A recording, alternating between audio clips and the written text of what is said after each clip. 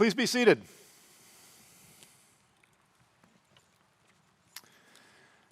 Federal Defender Rowe, President Sullivan, faculty, administrative leaders and staff, graduates of the class of 2021, and honored guests, welcome. Today is a day to celebrate.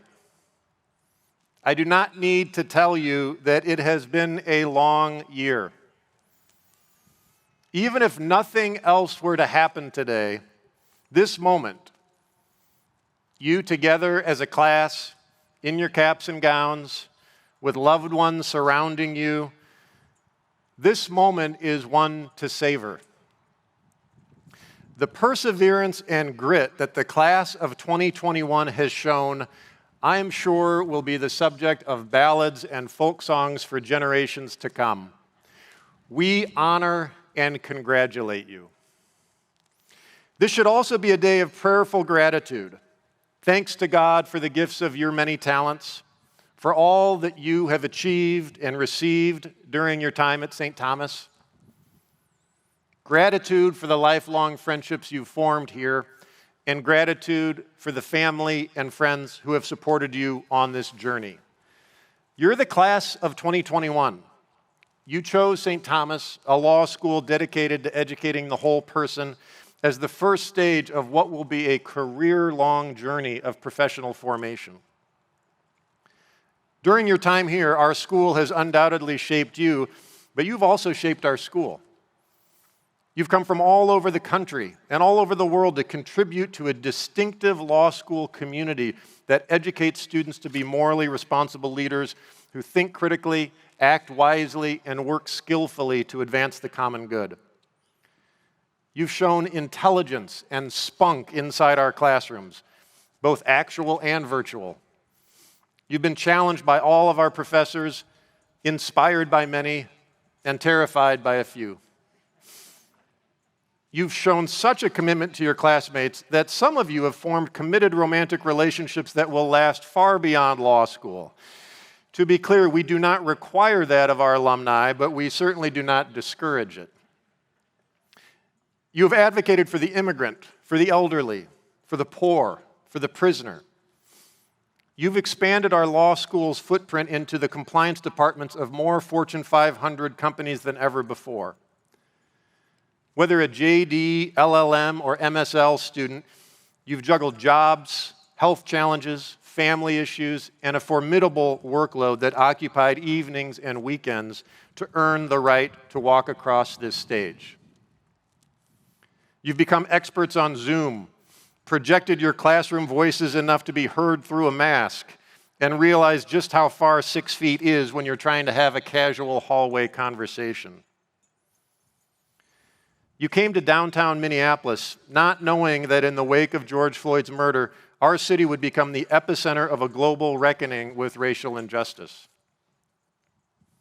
We are grateful for the many ways in which you have helped build this law school, shaped the nature of our community, advanced our mission, and shown a degree of personality that has been welcome and energizing. As your dean, and on behalf of our faculty, staff, trustees, and board of governors, I extend our thanks and our gratitude. Before we proceed further, I'd like to introduce our platform party to you. From your right to left, we first have Dr. Julie Sullivan, president of our university. President Sullivan will be conferring the degrees today. Next to Dr. Sullivan is Catherine Rowe, Federal Defender of Minnesota. Federal Defender Rowe is our keynote speaker. And next is Sarah Williams, our student speaker and member of the class of 2021. Please join me in welcoming this distinguished group to our ceremony.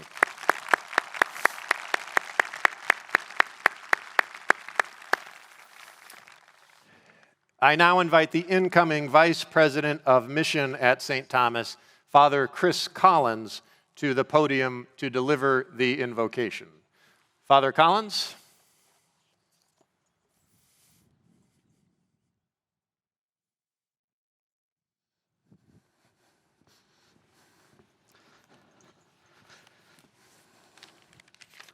Thank you, Dean Vischer.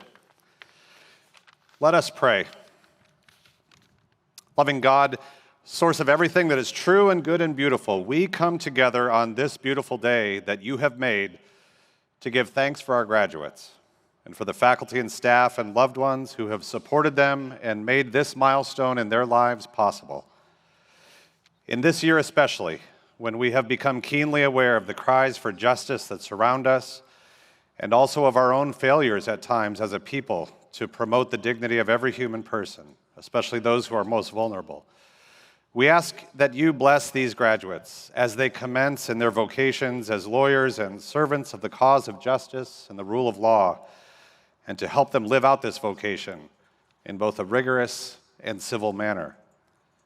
Even as we gather on this beautiful campus, we are mindful that we celebrate on these lands that were formerly occupied by the Dakota people before the creation of the University of St. Thomas. Help us always to be aware of the history that precedes us, especially when injustice has been done, so that we might work ever more energetically and lovingly, that all your beloved children might find a place of belonging in this human family and receive equal opportunities to develop the gifts and talents you have given them. Above all today, Lord, give each one of us great gratitude in our hearts for the opportunity to be educated and to serve the common good, especially for our most vulnerable brothers and sisters. And we ask this in your most holy name. Amen.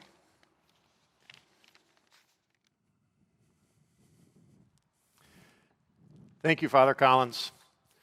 Before we proceed to our next speaker, let me call your attention to our commencement program. Each of you should be able to find your favorite member of the class of 2021 listed in the program with their prior undergraduate and graduate degrees. This long list of names might seem just that, a long list of names. But we know better. Each name you see is the center of someone's world. And speaking on behalf of our faculty and staff, we try to remember that every day we get to spend with them. Each one of these graduates has contributed in unique ways to our law school community and richly deserve our congratulations. But let me take a brief moment to call your attention to several students who deserve special recognition. In your program, we first list and recognize those students who are likely to achieve high academic honors in our JD program, reflecting 3 years of truly exceptional academic performance and achievement. On the next page, we list the students who have logged at least 100 hours of service to our community. As most of you know, the School of Law requires students to dedicate at least 50 hours to community service. The graduates who've performed more than 100 hours of service have gone above and beyond this requirement, embodying our law school vision that we are all asked by God to serve others, particularly those who are most in need. We then list the graduates who have volunteered more than 50 law-related service hours under the auspices of the Minnesota Justice Foundation. Together, the class of 2021 has performed more than 10,100 hours of community service during their time at law school. Congratulations, and on behalf of the many people you have served, we extend our sincere thanks. Finally, we highlight those students whose contributions to our distinctive mission have been so remarkable that we presented them over the past 3 years with our mission awards. These students have embodied our mission of integrating faith and reason in the search for truth through a focus on morality and social justice. Please join me in congratulating all of these students, in particular for their academic achievement, their leadership, and their service.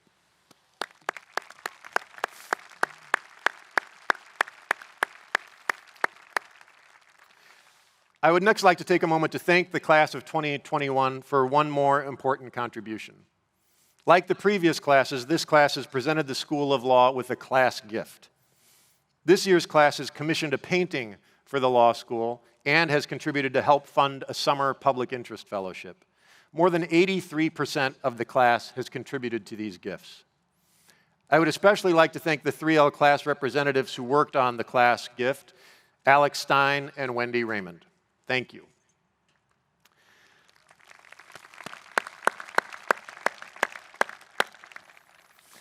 I am now pleased to introduce Sarah Williams. The members of the class of 2021 selected Sarah to address our graduation ceremony on their behalf, and an inspired choice they have made. Sarah came to St. Thomas Law after working at Wells Fargo. During law school, she has participated in Moot Court, the Community Justice Project, the Black Law Students Association, the Family Law Society, the American Constitution Society, has served as the Student Government Diversity and Inclusion Liaison, received the Judge Pamela Alexander Award from the Minnesota Association of Black Lawyers, and won the 3L Living the Mission Award. She has worked as a research assistant in the law library, as a clerk for the Ramsey County Attorney's Office, as an extern for Judge Holton Dimmick, and as a law clerk at Rinking Noonan. She will be bringing all these experiences and her considerable gifts and values with her as she pursues a career in public interest law. A word to Sarah's family, particularly her mom, Esther, her brothers, Sebar and Tendai, her sister-in-law, Katie Lee, and her cousins, Sharon and Gamu. Sarah has shown excellent leadership, has exhibited an unshakable dedication to social justice, has formed strong friendships, and has worked really hard. Not only is she going to make the world a better place, she has already made the world a better place. And let me make a broader point.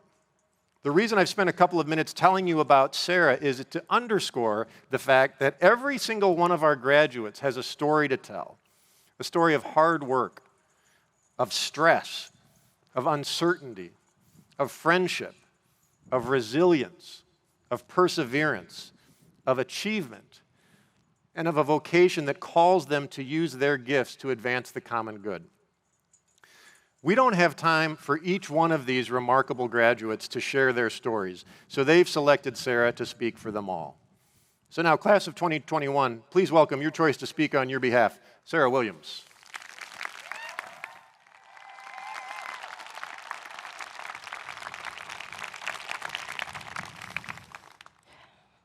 Thank you, Dean Vischer, Dr. Sullivan, Federal Defender Rowe, and the faculty and staff, the generous benefactors, friends, family, and members of the class of 2021. It is an honor and a privilege to be with you today.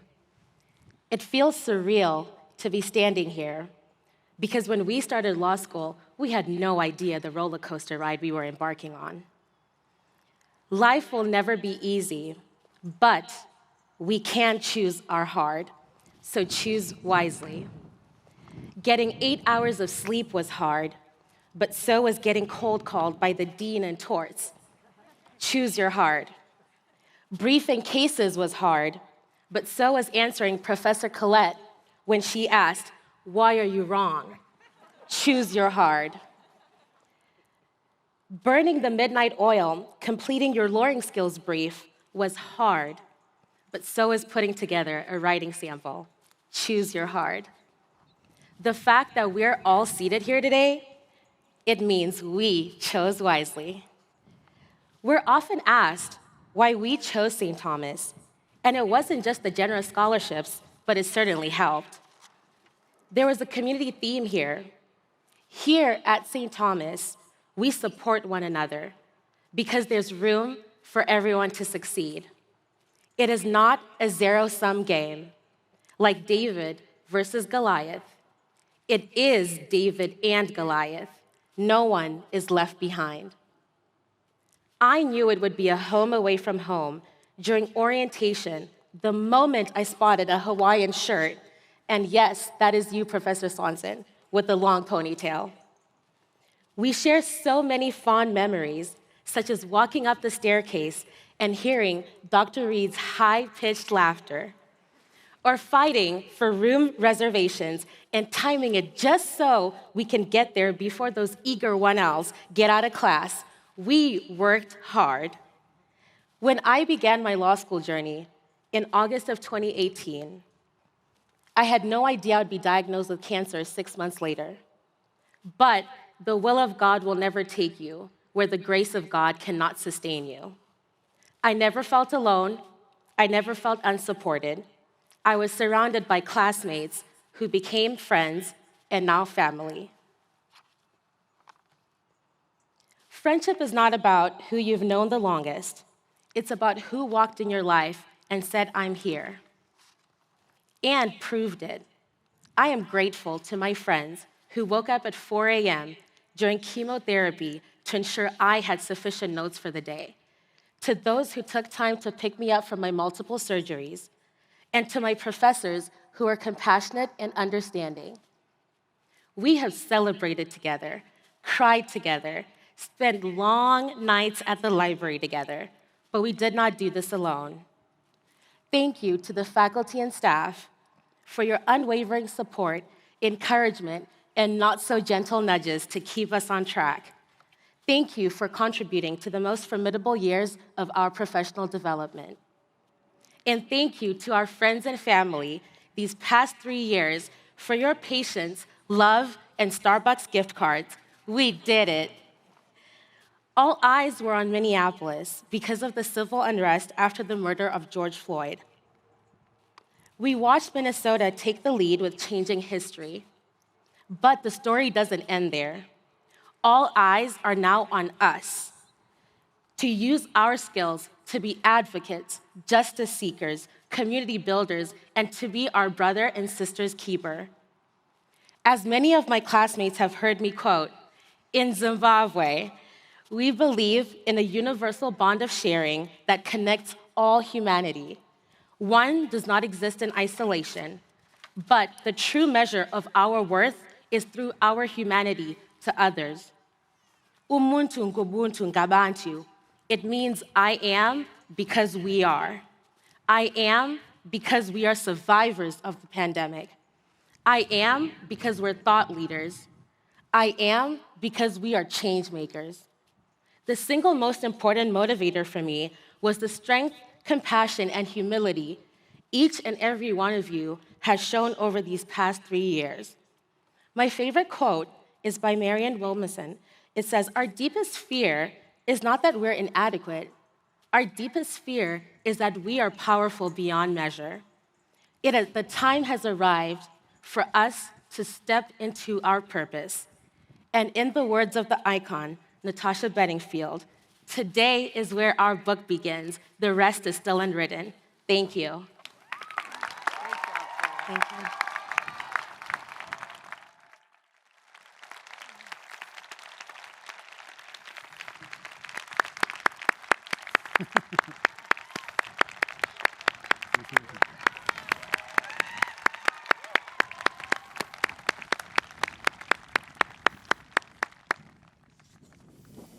Thank you, Sarah. It's now my great honor to introduce our keynote speaker, Catherine Rowe. She has served as the Federal Defender of Minnesota since 2006. Prior to that, she was a Hennepin County District Court judge and an assistant federal defender. The federal defender serves as the public defender for people charged with federal crimes who cannot afford an attorney. In other words, about 85% of federal defendants. There are 21 staff members in Ms. Rowe's office, and they go up against the full investigatory and litigation resources of the federal government, bringing their gifts and grit to ensure fair trials, fair sentences, and fair proceedings for some of society's least sympathetic folks. As Federal Defender Rowe has explained, quote, our goal is to provide the best representation we can, present the legal issues the best we can, and to highlight the personal issues that people face to help the court better understand what justice is and what justice looks like. She is a longtime friend of St. Thomas Law and spent 9 years as a member of our Board of Governors. Please welcome Federal Defender Catherine Rowe.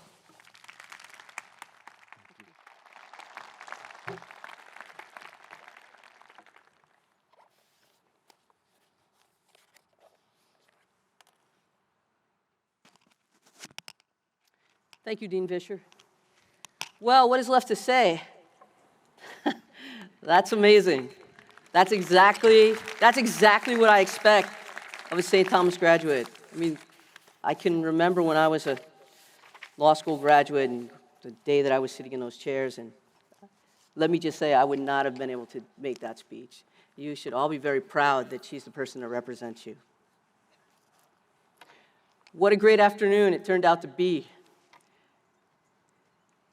I think it wasn't very long ago when the dean had sent me an email saying that this was going to be inside and there were only going to be a few people who were going to be able to be present, which would have been so sad, right? Or that it was going to be virtual. I mean, we were all very fortunate that it turned out this way and we got a beautiful day. I know sometimes it might have seemed when you were sitting up at 1 o'clock in the morning studying for a contracts exam, or 3 o'clock in the morning writing a paper that just wasn't wanting to be written, that you were on your own, that you were doing this alone.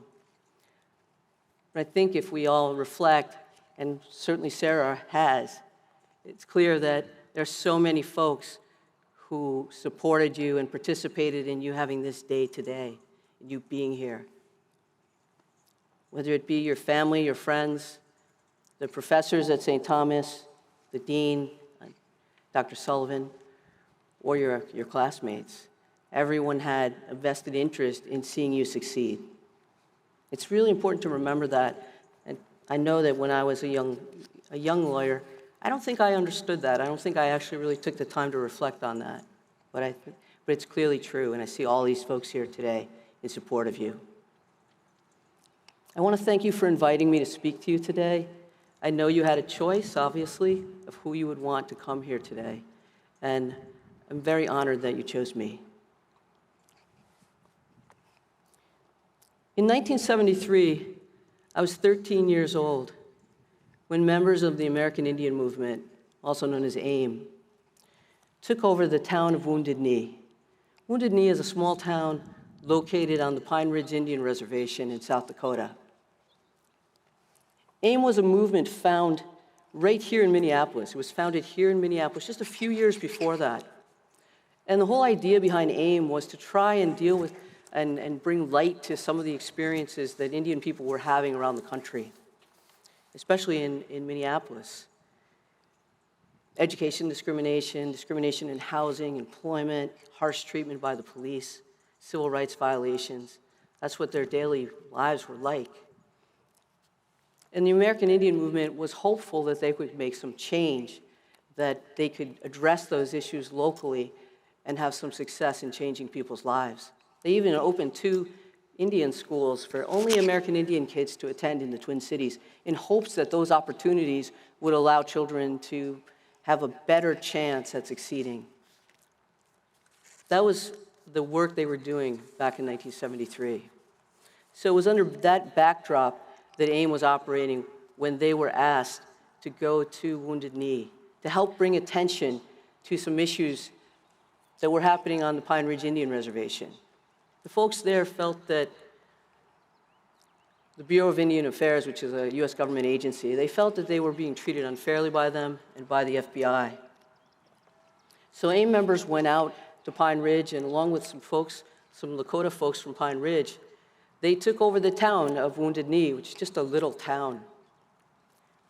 And the idea is that they would bring attention to the problems there. But what happened was the government responded in a way that the FBI, the US Marshals, the National Guard, they all surrounded the town immediately, wouldn't let anyone come in or anyone go out, and just isolated the folks who were there. And then they brought in military weaponry to take back Wounded Knee. For the next 71 days, a small number of Native people held them off while trying to educate the world about what was happening to Native people all over the United States. Reporters came from local venues, from the United States, from all over the world. The reporters came to cover the story. And they saw that Indian people still existed. They weren't historical figures. They weren't just fictional figures in the movies and books. They were real people, and they were not living the American dream of opportunity and prosperity. They were poor. They were dealing with racism every day. They were getting harsh treatment from government authorities. And now they saw this small group of Indian activists trying to bring attention to this, who were now being met with military might. On the 71st day of that occupation, when the Indian people could not hold out any longer, they surrendered to the United States. They were arrested and prosecuted in federal court. Every night on the news, I watched as their attorneys spoke up for them, as the attorneys tried to explain why these Native people had felt the need to stand up, why they had felt the need to bring attention to what was happening in their lives. The trial of the American Indian movement leaders took over 8 months. But while that was happening in the public forum, something else was happening. The events at Wounded Knee, the efforts of the American Indian movement, had been a catalyst to Indian people.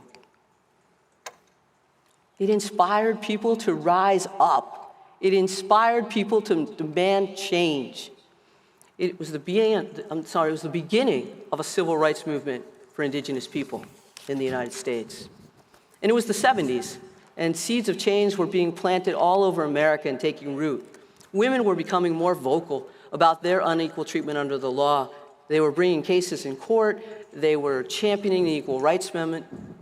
Gay people were organizing and challenging the laws that allowed them to be treated as less than equals. The civil rights movement had made positive change, but clearly there was more to be done. And many different kinds of people were calling for change in their lives. It seemed like the way to fight for equality, the way to fight for justice, was through the legal system. To become one of the people who could change the laws, to become one of the people who fought for change, who fought for justice, using words. These movements inspired people to become lawyers. They inspired people to look beyond themselves. They inspired me. I was a 13-year-old kid who had no idea what it meant to be a lawyer. How did you become a lawyer? I had no idea. I came from a background that if I would have graduated from high school, it would have been a great accomplishment, the greatest accomplishment in my family. I didn't know how many years you had to study, 4 years of college, 3 years of law school. I didn't know how much money it cost. All I knew is that I was going to be one of those people. And 11 years later, I sat in a chair just like the one you're sitting in. Although I have to say that I was a lot closer to my fellow classmates than you are right now. And I wore the same regalia that you're wearing, and it was a rental, so quite possibly it was the same regalia that you're wearing right now.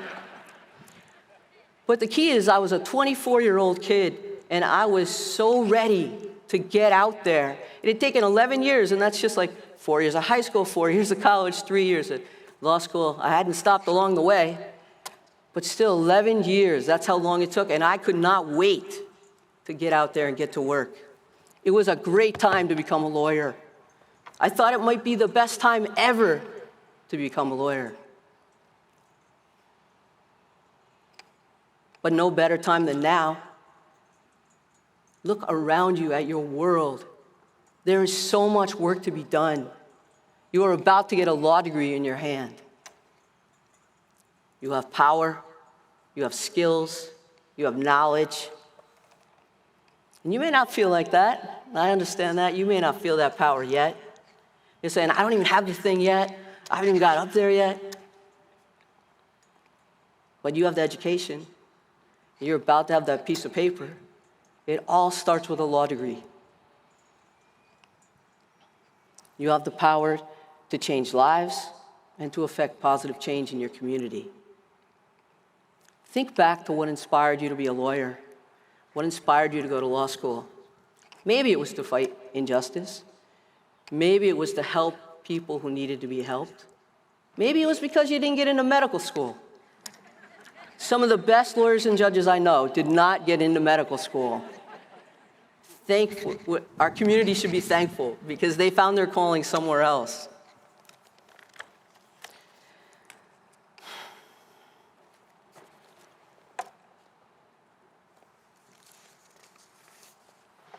Seriously, though, maybe you didn't know why you went to law school, and maybe you found your way and got inspired somewhere during those years that you were in law school.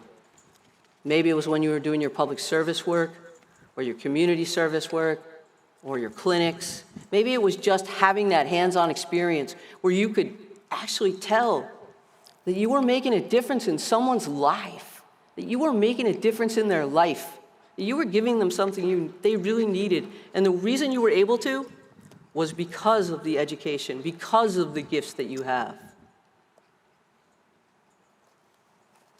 It could have been the externships, it could have been the internships, where you actually were able to work with committed lawyers and judges who wanted to make the effort to show you what it was like to be a lawyer. Or it may have been the events of the past year. It may have been the events that occurred right here in Minneapolis that inspired you. It gave you the idea to know what it was you wanted to do with your future. There's so many important issues that need the approaches of new lawyers, of novel ideas, and people with energy. So many issues. Racial justice, climate, immigration, all the things surrounding the technology. Issues of the day that need lawyers to help decide what the law will be and the policy will be. There's so much work to be done. And when I look out here and I think of all of you, I think that you chose St. Thomas for a reason. You could have gone to dozens of law schools that would have taught you to be a lawyer. But you chose the one who had a mission of common good. A school that is designed for the purpose of training lawyers to go out and serve others. You chose that school. You chose it for a reason. And we're not all going to serve in the same way. I look out and I see you, and I see that you're different folks with different life experiences, different strengths, different priorities. But still, none of that matters, because what matters is, no matter if you're at a law firm or you're in-house counsel or you're a public interest lawyer or a government agency attorney, what really matters is this, that you take away from this education, that what is important is that you not forget that there is so much more to being a lawyer than making a living. Decide what you will do to contribute to your community, and then do it. And you will be all the better for it. Maybe you'll be the person who mentors others, reaches back to make sure that others succeed. Maybe you'll be a person who participates in an organization that needs to hear different voices, even though it's uncomfortable, sometimes really uncomfortable, to be that voice. Or maybe it will be representing people who are unpopular, who are despised, and representing them zealously. Because if someone doesn't do that, our system doesn't work. There's so many ways for you to serve. You just have to find the right path for you. I had the experience recently of talking with a man who's a very successful attorney in the private sector. We were sitting in the garden behind his very beautiful house, talking and waiting for our spouses to come, because we were going to be going somewhere. He'd been reading in the news about a case that I had and was curious about it and was asking me questions. I started telling him about some of the aspects of the case, and I started out calmly and then got much more enthused about it, as I sometimes do. And I think it became clear that I was very excited about my case, that it mattered to me, the person I represented. It mattered to me what I did. And my enthusiasm was very obvious. When I stopped talking, he was silent for a few minutes, and he just kind of stared off into the garden and didn't say a word. And then he turned and looked directly into my eyes, and he said, I can honestly say that in the 25 years of practicing law, I don't know that I've changed anyone's life for the better, but I'm okay with that because I made a lot of money. And he was completely serious. And it seemed like he had just made that realization as he was sitting there, and he was comfortable with it. And what I felt most about him in that moment was his complete lack of passion for anything that had to do with being a lawyer. It was a J-O-B. It was a job. That's all it was for him. So my wish for you today, on the day that you get this law degree that you've worked so hard for, my wish for you today is that you find the work that inspires you and that you bring the passion to it so it won't just be a job, so it will be so much more than a job. And then when you look back on your career in 25 years and you take measure of it, that you'll be proud of what you've done for yourself. But just as proud, if not more proud, of what you've done for others. So come up here when it's your turn, grab your diploma, celebrate your accomplishment, and then get out there, because we need your energy and we need your help. Congratulations, class of 2021. Thank you.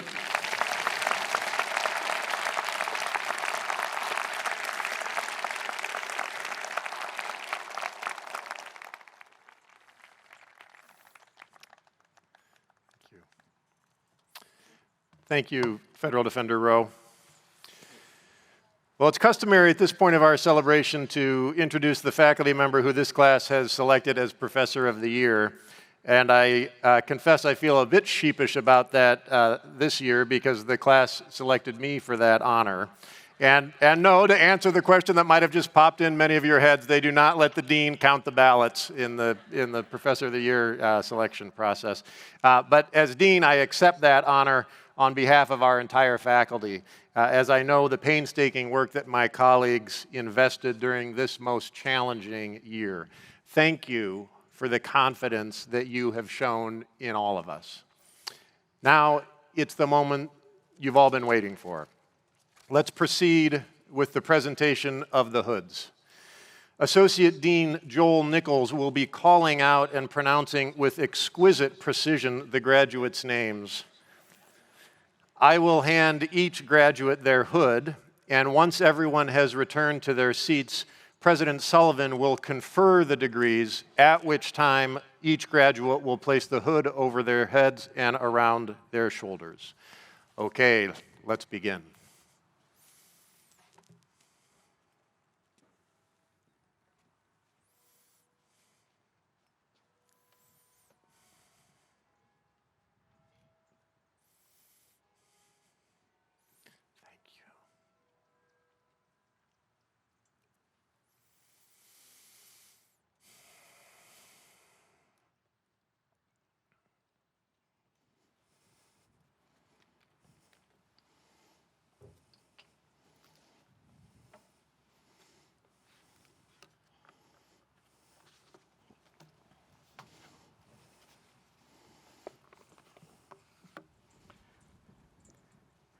We begin with graduates receiving degrees in organizational ethics and compliance.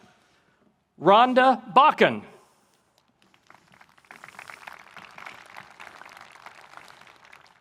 Kaku Benti.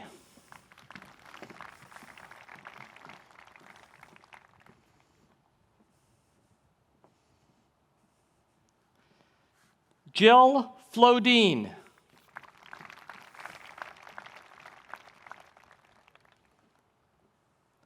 Lolonda Love.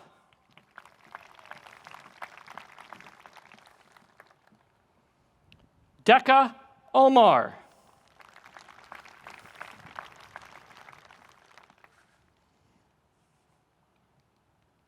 Carrie Thicey O'Neill.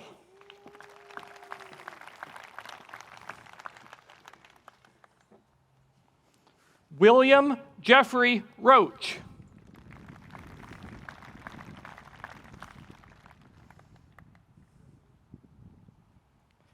Tiffany Nicole Roberts.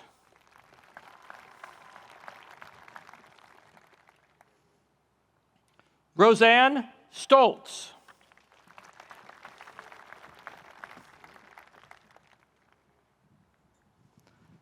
Scott Swanson.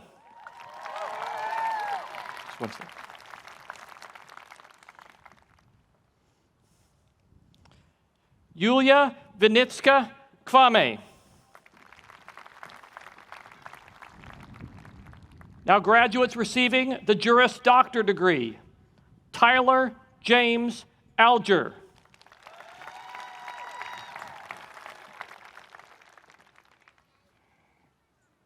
Jessica Marie Ali.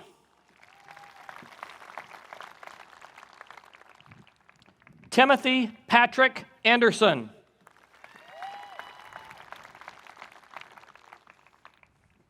Stephen Paul Ani. Christine Barkley.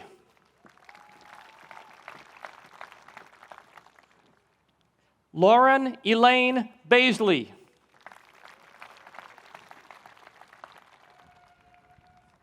Christina K. Benson.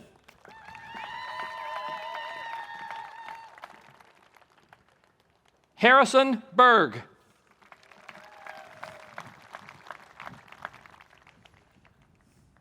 Molly Frances Billion.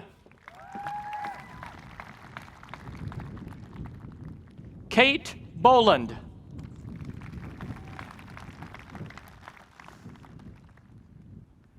Michaela Boyer.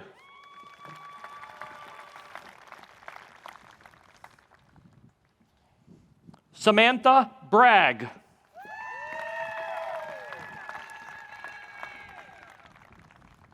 Lars Brevik.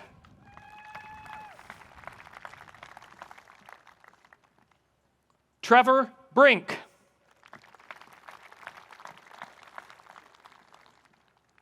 Dan Bookmeyer. Jack Buck.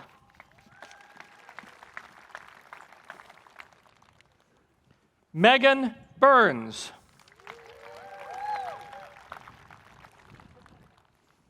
Paulo Castro.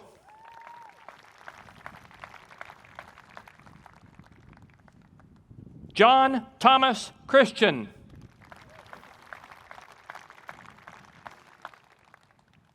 Allison Elizabeth Cole.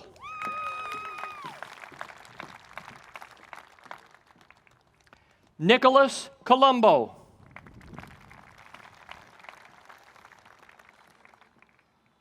Madeline Cotter.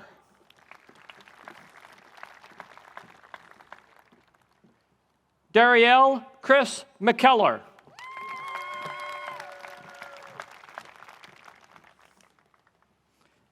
Edward Joseph DeVell III.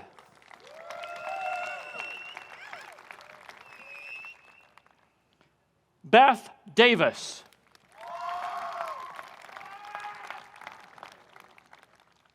John Dixon.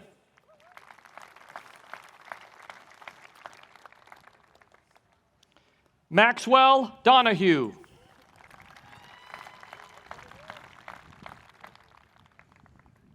Mark Dozer.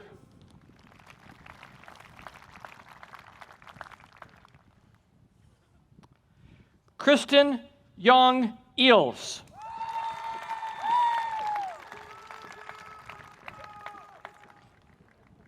Shannon Elizabeth Ekman.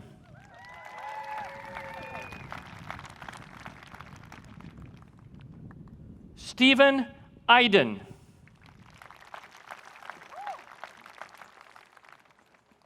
Carl Erickson.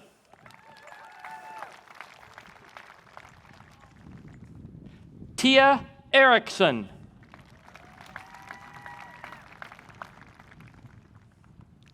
Ashley Ray Everett.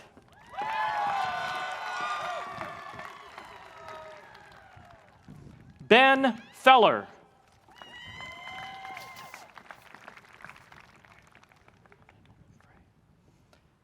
Eden Frey.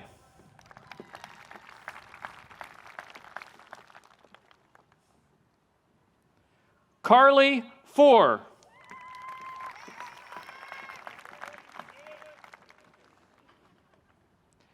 Allison Fries.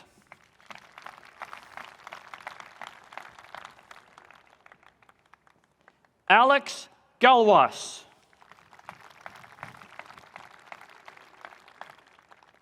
Madison Gambucci.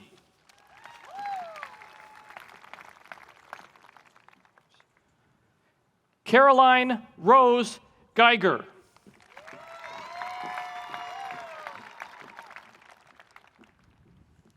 Mary Susan Gerber.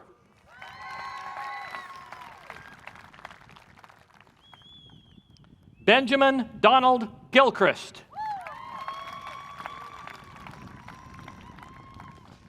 Jackson Graham.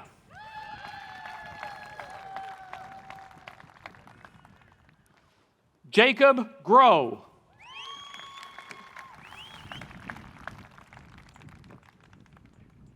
Rachel Tebow Hampson.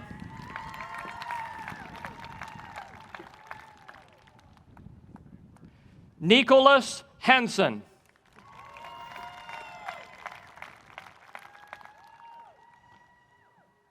Mackenzie Harder.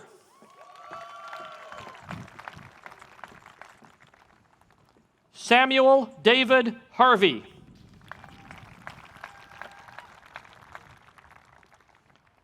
Kyle Heim.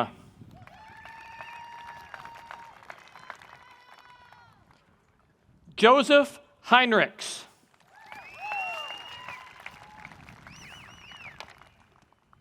Madison Johanna Hess.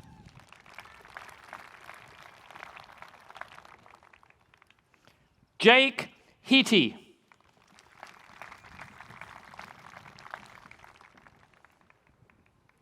Haley Ann Howe.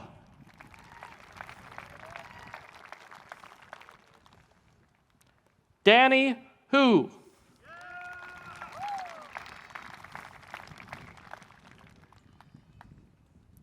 Sarah Ann Honeymiller.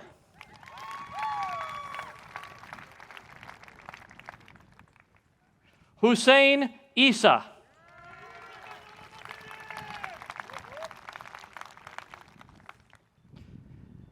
Antoknia Jacobsi.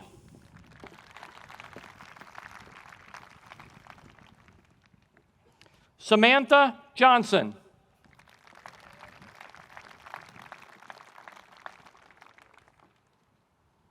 Kira Carls.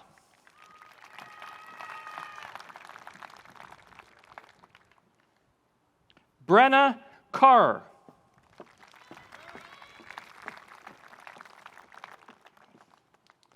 Alexander Klein.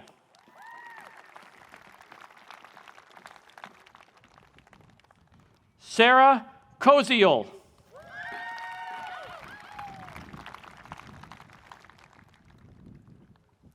Megan Kratzky.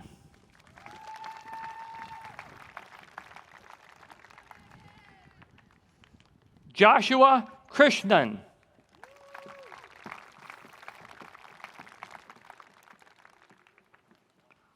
Sawyer Cook.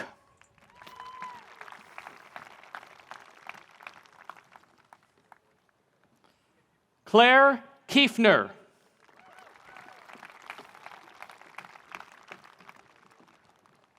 Stefan Landro.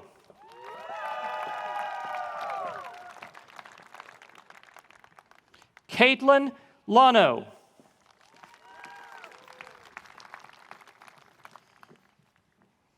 RJ Lara.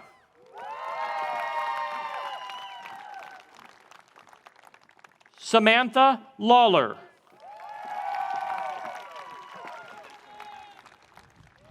Caitlin Levy.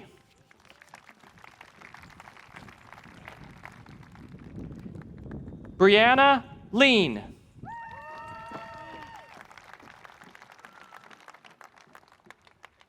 Shannon Michelle Lundgren.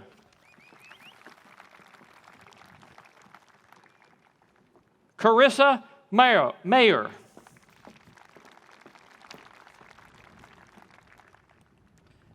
Katrina Mayros.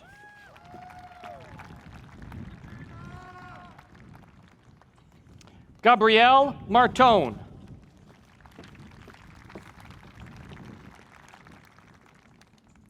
Jay Mason.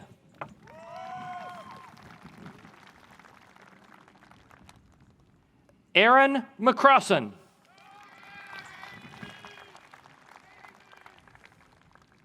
Nate McDonald.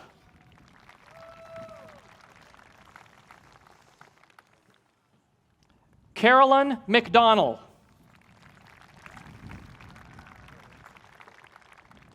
Kaylee Meadows.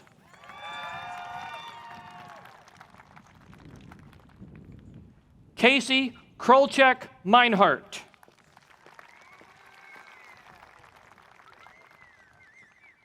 Austin Mogard.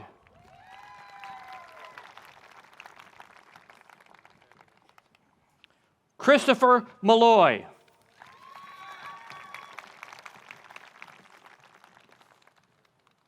Marissa Morgan.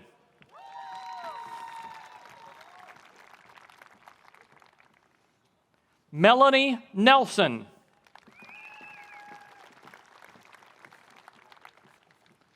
Jordan Ortmeyer.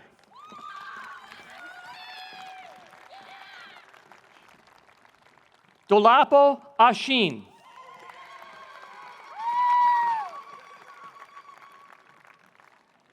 Trevor Paulson.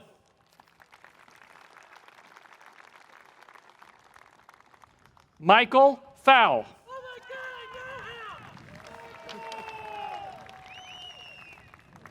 Riley Pierre.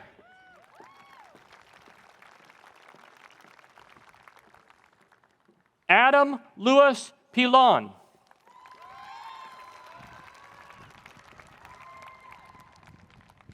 Amanda Rose Pilon.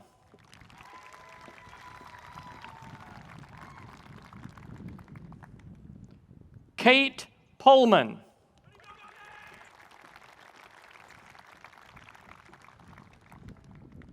Nicholas Nolan Rapisarda.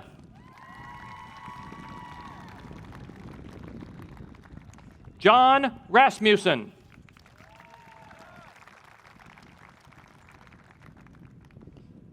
Anthony Rauchendorfer.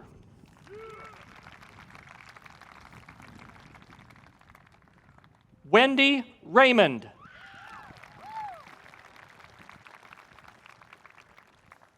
Riley Reinhardt.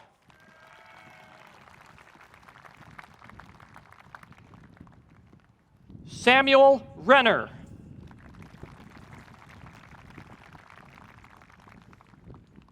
Spencer Riggleman.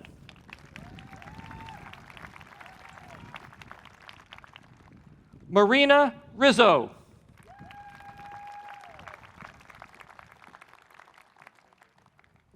Christopher Ross.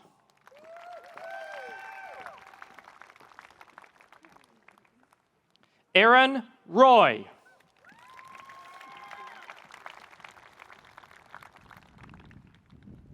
Shayna Ray Rude Aga and Eli Rude Aga.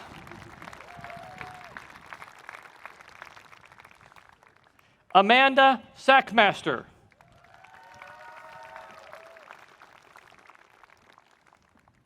Eduardo Salgado Diaz. Michaela Schneider. Maya Jo Schulte.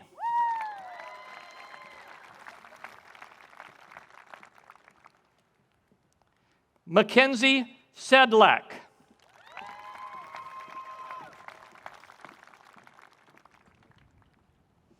Hallie Faye Shanley.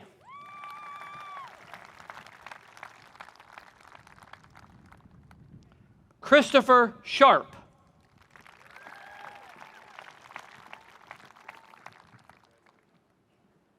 Megan Singleton.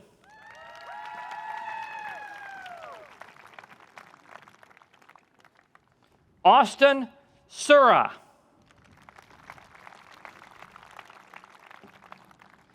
Hannah Beth Spencer.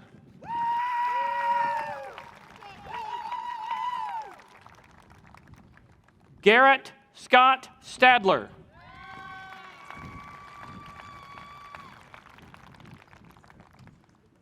Samuel Carter Strum.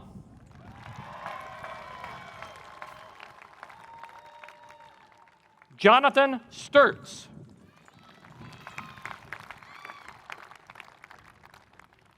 Abby Sunberg.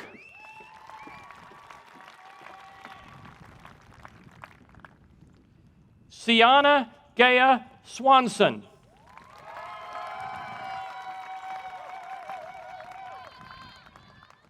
Sarah Tyson.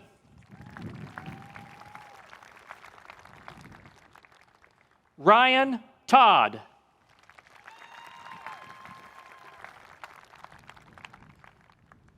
Joe Torrend.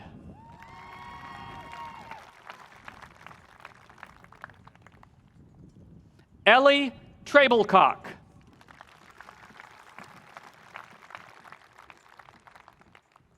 Dylan Wallace.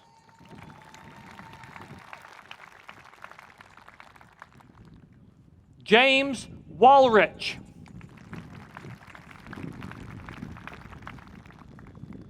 Hannah Weber.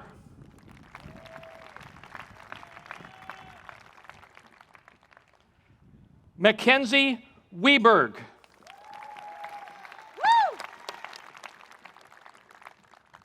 Sarah Gondari Williams.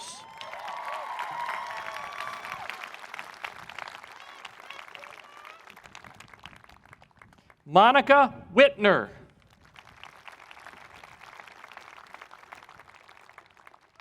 Xiaowen Young.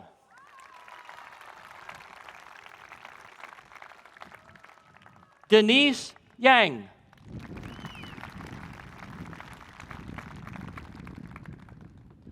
Mariah Zell, the class of 2021.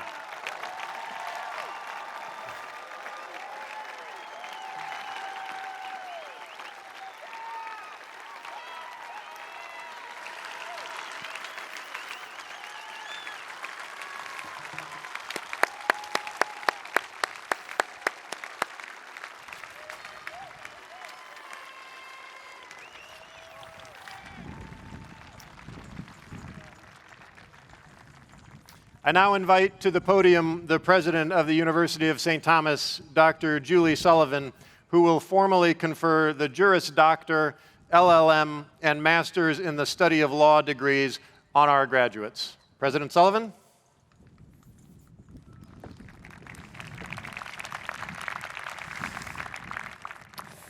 Good afternoon on this truly joyous occasion. I'm so pleased to be able to participate in this graduation ceremony honoring the class of 2021.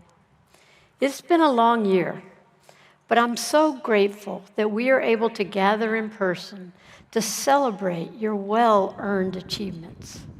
Thank you. Thank you for your hard work and perseverance. We are so proud of you. You are our 18th class of JD graduates and our 7th class of graduates in our Ethics and Compliance program. I look forward to hearing about all that you will achieve as outstanding legal professionals and as leaders of our communities promoting the common good. And now, would the graduating class of 2021 please rise?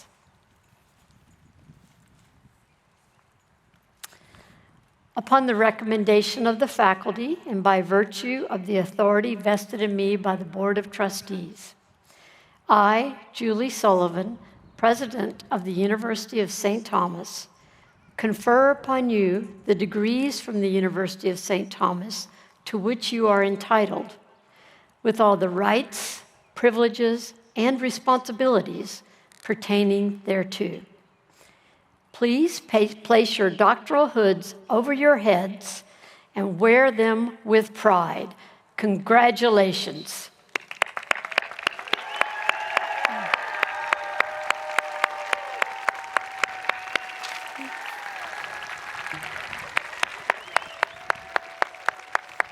Thank you.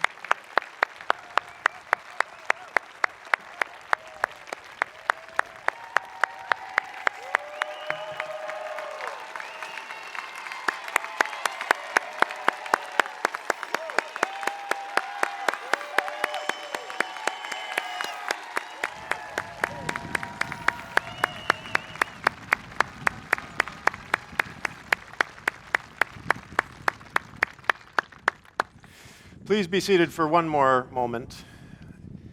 Thank you, President Sullivan.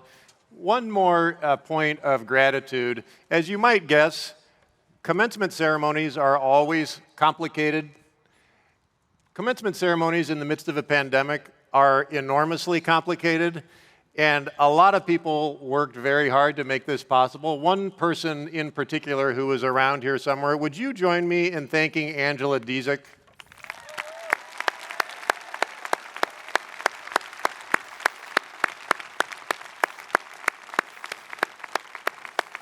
So, thank you, Angela, for your gift of hospitality, even in the most trying circumstances. Two more points of diaconal privilege, because this is, I think, is the last time I will have you as a captive audience. So, I'd like to give you two final admonitions. First, keep the sense of community you have had as a class going after you walk out of here today. This is going to require you being proactive. Make the call, send the text, get together. And don't just stay in touch with each other, stay in touch with us. We love to hear from alumni about what you're doing, where you're headed, how we can help. Many of you heard me talk way back at an admitted applicant event before you enrolled, and one thing I emphasized is that you will be just as much a part of our law school community when you're out there in the profession as when you were sitting in class. Community has been an important part of your experience here. You've been through a lot together. It's even more important in the years to come. So cherish what you have here and keep it going. Second, take a moment and appreciate this milestone. Lawyers by nature tend to be professional worriers.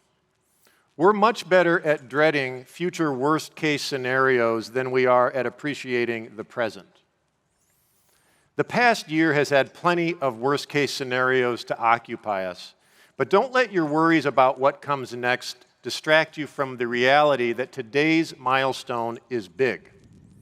You are law school graduates. Yes, you still have to pass the bar exam, and you should put everything you've got into making sure you do the work your prep course asks you to do if you're taking the bar. But that's not for today. And yes, many of you still have that job search hanging over you, and you need to take that seriously, but not today. Here's a little secret that your parents or older relatives can confirm on the chance you haven't learned it yet. There will always be something big coming next to worry about. And when what's coming next occupies all of our waking moments, we can unintentionally diminish our capacity for joy. This is a moment for joy. Let yourselves be present in this moment. I ask our guests today to remain seated until the platform party, our faculty, and the members of the class of 2021 have left the field. Thank you very much. And now, platform party, faculty, and graduates, please rise.